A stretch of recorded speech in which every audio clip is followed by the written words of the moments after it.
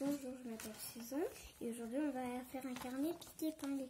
Alors, je vais faire un premier carré comme ça sur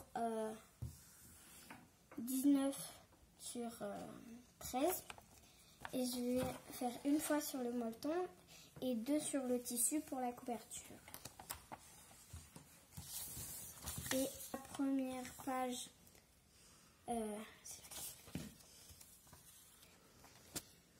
deux rectangles de 15 sur 13. Et après, deux autres rectangles de 14 sur 8. J'ai choisi ces 3 tissus. Et il faut molletonner la couverture.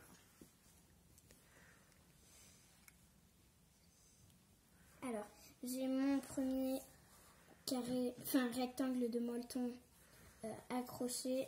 On fait bien attention de mettre nos deux pour la couverture endroit contre endroit. Et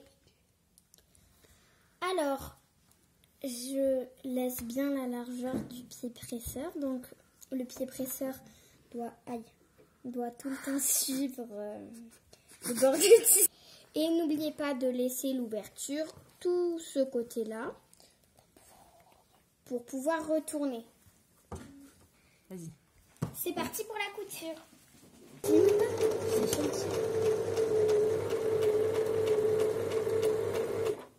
Dis-le.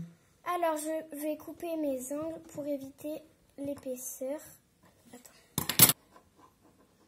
Quand on va retourner.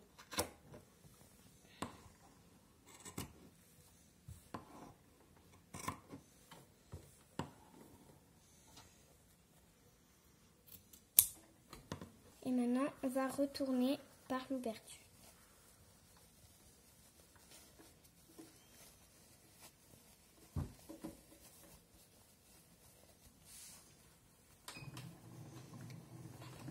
On retourne bien les angles et vous pouvez, si c'est trop compliqué avec les mains, prendre quelque chose de fin comme un crochet. Voilà. Et là, on va retourner. Là, on est en train de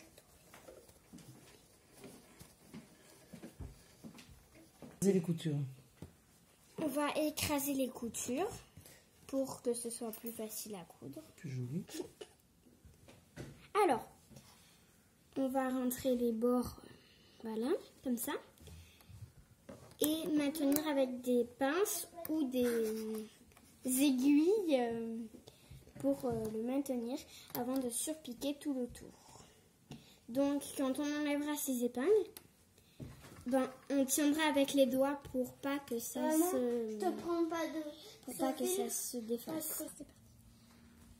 Alors ma couverture est finie. Maintenant je vais faire pareil avec mes 2 pages intérieures. Alors de la même taille que le papier, dans le tissu que vous voulez. Maman, j'ai coupé des grands rectangles pour mes pages intérieures.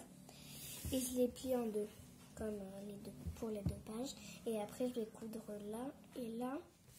Mais on n'oublie pas de plier endroit contre endroit pour que ça...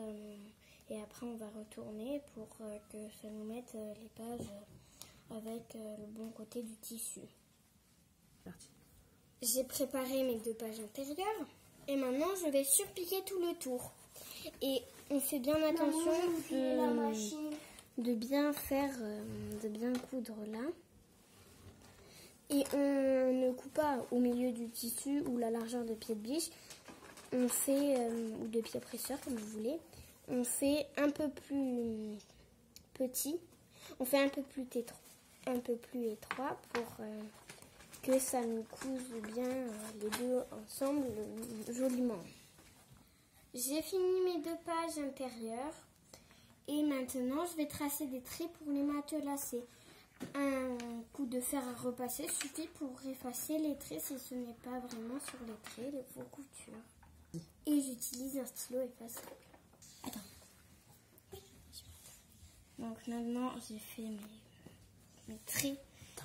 Bon, maintenant, j'ai fait mes traits pour faire mon quadrillage, mon matelassage. Et je vais coudre à la machine.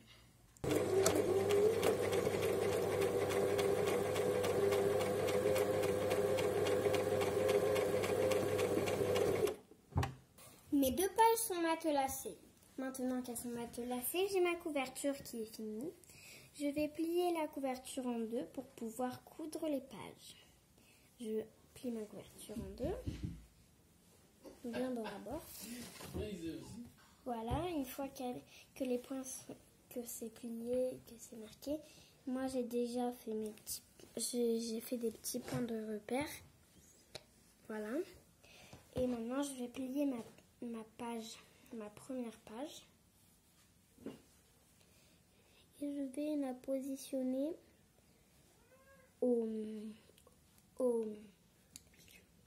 milieu et bien sur le point. Maintenant, je vais l'ouvrir pour bien que je pose celle-là. Je vais plier l'autre page en deux et je vais bien la positionner sur le pli de l'autre page. Et maintenant que c'est bien positionné, on va mettre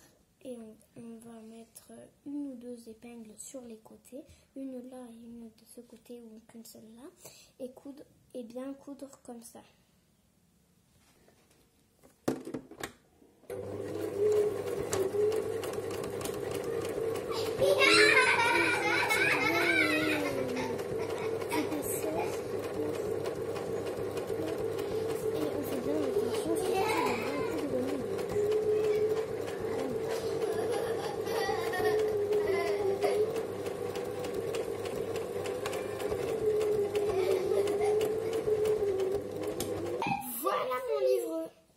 Là, c'est mon livre qui est ça, fermé.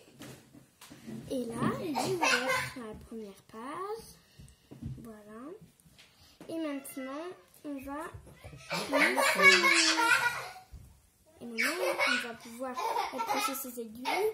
Mais avant, mettre, si vous voulez, une attache pour le fermer. Au revoir. À la prochaine fois pour une prochaine vidéo.